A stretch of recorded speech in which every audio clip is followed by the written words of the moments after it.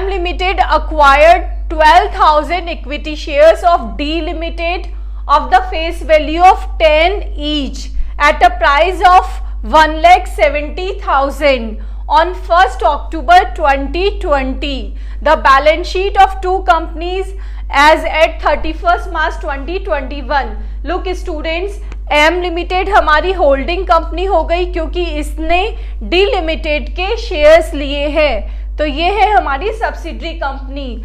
इसके 12,000 शेयर्स 10 रुपए ईच के थे, उसके लिए उन्होंने कितना पैसा दिया है? 1,70,000। फाइन।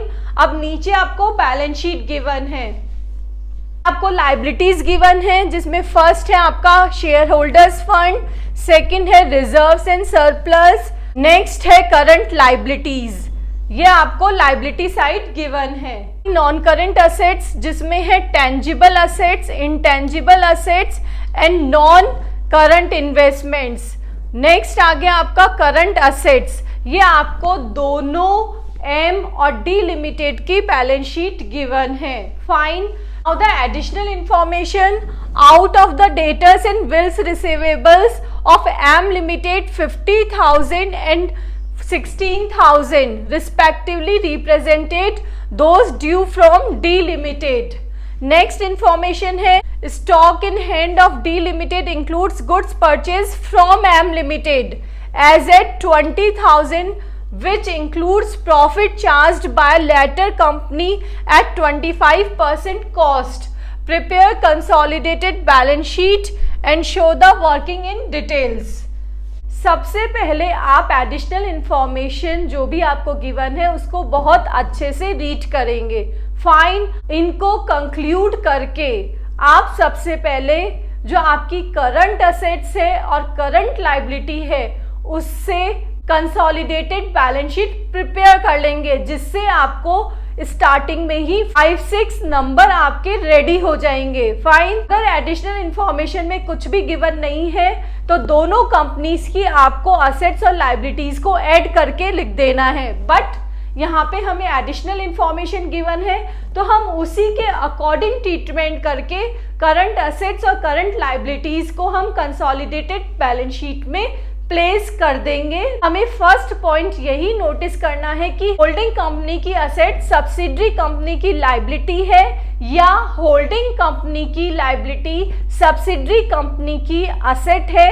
अगर हाँ तो इनका जो इंटर ट्रांजैक्शन है वो कैंसिल हो जाएगा। इसकी अगर असेट है तो इसकी असेट्स में से लेस हो जाएगा और इसकी लाइबिलिटी है तो इसकी लाइबिलिटी में से लेस हो जाएगा। यहाँ पे ये देखिए एम लिमिटेड और डी लिमिटेड में इंटर ट्रांजैक्शन हुआ है डेटर्स का और बिल्स रिसीवेबल्स का। फाइन। दैट इज 50,000 और 16,000। ये इसके डेटर है तो इसके क्रेडिटर हो गए, ये इसका बिल्स रिसीवेबल्स है तो इसका बिल्स पेबल हो गया, तो इनमें से है ये लेस हो जाएंगे। फाइन। नेक्स्ट आपको दिया हुआ है कि डी लिमिटेड का जो स्टॉक है उस स्टॉक में एम लिमिटेड से परचेज्ड किया हुआ भी स्टॉक है। तो अब ये देखिए एम लिमिटेड से आपने खरीदा, फाइन, बट वो अभी आपके पास है, तो वो जो स्टॉक खरीदा हुआ है वो आपने सेलिंग प्राइस पे खरीदा हुआ है, बट अब कंपनी मर्ज हो गई है तो जो प्रॉफिट उस स्टॉक में है उसका हमें ट्रीटमेंट करना होगा, that is your unrealised profit. तो देखिए यहाँ पे 20,000 की सेलिंग प्राइस थी और प्रॉफिट कॉस्ट पे है 25%, तो 125 सेलिंग प्राइस पर आपका प्रॉफिट है 25 रुपीज और 20,000 सेलिंग प्राइस पर अपना प्रॉफिट होगा 25 डिवाइडेड बाय 125 मल्टीप्लाई बाय 20,000। तो इसको सॉल्व किया, वैल्यू आ रही है 4,000 रुपीज का आपका अनरियलाइज्ड प्रॉफिट है। फाइन। तो 1, 2 और 3 ये 3 इंफॉर्मेशन है। कंसोलिडेटेड बैलेंस शीट में कौन सा अमाउंट जाएगा करंट एसेट और करंट लाइबिलिटी का हम यहीं डिस्कस कर लेते हैं। फाइन। ये रही अपनी करंट लाइबिलिटी। करंट लाइबिलिटीज में क्रेडिटर्स हैं आपके 2,40,000 प्लस 92,000 और क्रेडिटर्स कितने के लेस होने थे 50,000 के, और आप माइनस कर देंगे 50,000। फाइन। और बिल्स पेबल में भी ये है एम लिमिटेड के, दोनों ऐड हो जाएंगे 80,000 60,000 से और लेस हो जाएगा 16,000। ठीक है, लाइबिलिटी में हो गया ट्रीटमेंट। इसका जो हमारा आंसर आ रहा है उससे हम कंसोलिडेटेड बैलेंस शीट प्रिपेयर करके उसके कॉलम में इसका आंसर लिख देंगे। क्लोजिंग स्टॉक की वैल्यू गिवन है 2 लाख है एम लिमिटेड की, प्लस 40,500 डी लिमिटेड का, बट हमारा जो अनरियलाइज्ड प्रॉफिट था वो इसमें से लेस हो जाएगा -4,000। Next sundry debtors, M limited के डेटर्स है 3 लाख प्लस 1,34,500 -50,000। देखिए हमने यहाँ इसको ऊपर भी लेस कर दिया और यहाँ पे भी कर दिया। नेक्स्ट है bills receivables 20,000 plus 30,000 -16,000। Clear. Next है कैश एट बैंक, इन दोनों को आप ऐड कर देंगे। Thereafter cash in hand, इनको भी ऐड कर देंगे। तो ये इनका जो फाइनल आंसर आएगा उनको आप कंसोलिडेटेड बैलेंस शीट में लिख देंगे। फाइन। तो इस टाइप से अगर आपने करंट एसेट्स और करंट लायबिलिटीज भी कंसोलिडेटेड बैलेंस शीट में लिख दी, 15 मार्क के इस क्वेश्चन में आपको 5 to 6 नंबर मिल जाएंगे। क्लियर है। सेकंड पॉइंट जो हमें ध्यान रखना है that is consolidated balance sheet बनाते समय आपको 5 आइटम्स को फाइंड आउट करना होगा। फर्स्ट क्या होगा? Calculation of pre and post acquisition profit. First क्या हो गया हमारा? Pre and post acquisition profit means holding करने से पहले के जो भी प्रॉफिट है वो है आपके प्री एक्वाजिशन प्रॉफिट, और होल्डिंग करने के बाद के प्रॉफिट्स क्या हैं? Post acquisition profit. ये जो प्रॉफिट है वो तो आपका इन्वेस्टमेंट है। क्या है? इन्वेस्टमेंट है, बट ये आपने क्या किया है? अर्नड किया है, कमाया है, जिसको कि आप किस में शो करेंगे? प्रॉफिट एंड लॉस अकाउंट में। बट ये जो आपका इन्वेस्टमेंट है उसको आप प्रॉफिट एंड लॉस अकाउंट में नहीं शो कर सकते हैं, वो आपको नेटवर्थ में शो करना होगा। इसलिए ही हम pre and post acquisition profit को डिवाइड करते हैं। फाइन। नेक्स्ट हम करेंगे calculation of net worth.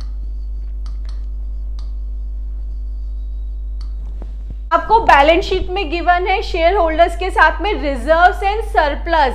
That means subsidiary company जो हमारी डी कंपनी है उसने कुछ रिजर्व्स बना रखे हैं, सरप्लस बना रखे हैं। तो जब हम उसको होल्ड करेंगे कंपनी को, तो शेयर्स के साथ में उनके प्रॉफिट में भी एम लिमिटेड का हिस्सा होगा, अधिकार होगा। इसलिए हम नेटवर्थ का कैलकुलेशन करते हैं। फाइन। नेक्स्ट है calculation of goodwill and capital reserve. Fine. Goodwill और कैपिटल रिजर्व कैसे होगा? आपके जो इन्वेस्टमेंट और नेटवर्थ है उनके डिफरेंस से ही आपका गुडविल और कैपिटल रिजर्व निकलेगा। नेक्स्ट है calculation of minority interest. Okay students, जब आप कंसोलिडेशन से रिलेटेड क्वेश्चन सॉल्व करते हैं तो कुछ क्वेश्चंस में आप देखेंगे कि कंपनी सब्सिडरी कंपनी का पूरा शेयर्स होल्ड कर लेती है, बट कुछ क्वेश्चंस में आप देखेंगे कि पार्टली होल्ड करती है। इन सेकेंड कंडीशन में जब कंपनी पार्टली होल्ड करती है, दैट मीन्स उसका पूरा शेयर नहीं लेती है, कुछ पार्ट छोड़ देती है। तो जो छोड़ देती है पार्ट वो क्या है? आपका माइनॉरिटी इंटरेस्ट। माइनॉरिटी का share holders fund plus reserves और सरप्लस जो कि आपकी सब्सिडरी कंपनी के हैं उस पे भी हक होगा, जैसे कि होल्डिंग कंपनी का था। फाइन। नेक्स्ट है कैलकुलेशन ऑफ कंसोलिडेटेड प्रॉफिट। ये जो प्रॉफिट है वो है आपका एम लिमिटेड का प्रॉफिट, जिसको कि उसको बैलेंस शीट में शो करना होगा रिजर्व एंड सरप्लस में। इसका सेट पैटर्न है जो कि आपको याद रखना है थोड़ा सा, जिससे आप इजीली कंसोलिडेशन के पूरे क्वेश्चंस को सॉल्व करेंगे। सबसे पहले हम इसमें फाइंड आउट करेंगे कि एम लिमिटेड ने एस लिमिटेड के कितने % शेयर्स लिए हैं। फाइन, उसने 12,000 शेयर्स लिए हैं और आप जब डी लिमिटेड की बैलेंस शीट देखेंगे तो उसमें टोटल इक्विटी शेयर्स है हमारे 20,000। फाइन, तो 12,000 का 20,000 multiply by 100 that is 60% holding ली है आपकी एम लिमिटेड ने डी लिमिटेड की। क्लियर? जब 60% एम लिमिटेड ने लिए हैं तो बैलेंस बचा हुआ आपका क्या है? Minority interest. तो वो हो गया आपका 40%। 100 में से 60 लेस कर दिया, 40%। नेक्स्ट है pre and post acquisition profit की बात कर रहे हैं, तो वो कैसे निकालते हैं? टाइम के बेसिस पे ही निकालेंगे कि कब होल्डिंग की गई है। 1 अक्टूबर को होल्डिंग की गई है तो 31 मार्च पे जब हमारे अकाउंट्स क्लोज होते हैं तो 6 मंथ्स आपके हो गए प्री के और 6 मंथ्स हो गए आपके पोस्ट एक्वाजिशन के। तो ये हो गया आपका 1:1। नेक्स्ट, अब हमें क्वेश्चन में बैलेंस शीट में डी लिमिटेड का प्रॉफिट गिवन है ईयर एंडिंग का। फाइन, कितना? 45,000। इसको हम प्री एंड पोस्ट में डिवाइड कर देंगे क्योंकि प्री तो हो गया इन्वेस्टमेंट का पार्ट और पोस्ट हो गया आपका कंसोलिडेटेड प्रॉफिट का पार्ट। तो प्री एक्वाजिशन प्रॉफिट को हमने 2 पार्ट्स में डिवाइड कर दिया, दोनों आधे आधे हो जाएंगे। 2250 हो गया प्री का और पोस्ट एक्वाजिशन भी 22,500। Next is calculation of net worth of D limited. किसका पैटर्न सेट है? अगर आपने 2-4 क्वेश्चंस में इस पैटर्न को यूज कर लिया आपको इसका पैटर्न याद हो जाएगा। फाइन, तो फर्स्ट आएगा इसमें equity share capital, thereafter जितने भी रिजर्व्स और सरप्लस है और प्री एक्वाजिशन प्रॉफिट। तो सबसे पहले हमने ले ली इक्विटी शेयर कैपिटल 2 लाख की, बैलेंस शीट में गिवन है डी लिमिटेड की। नेक्स्ट है ओपनिंग बैलेंस गिवन है आपका जनरल रिजर्व का 1 lakh. Balance of statement and profit and loss भी आपको गिवन है 40,000 का और प्री एक्वाजिशन प्रॉफिट अभी अभी हमने ऊपर कैलकुलेट किया था 22,500 का। तो नेटवर्थ है आपकी 3,62,500 डी लिमिटेड की। अब इसमें 2 का हिस्सा है, एम लिमिटेड का भी और माइनॉरिटी इंटरेस्ट का भी। एम लिमिटेड का है 60% और माइनॉरिटी इंटरेस्ट का है 40%। कैलकुलेशन ऑफ गुडविल और कैपिटल रिजर्व, जिसमें हम सबसे पहले लेंगे कॉस्ट ऑफ इन्वेस्टमेंट। हमने कितना पे किया था? दैट इज 1,70,000 एम लिमिटेड ने पे किया था, बट एक्चुअल में उसको कितनी नेटवर्थ मिल रही है? 3,62,500 की 60%। तो इसका हमने 60% कैलकुलेट कर लिया, डैट मीन्स 2,17,500 की आपको इन्वेस्टमेंट मिल रहा है, बट आपने पे कितना किया है?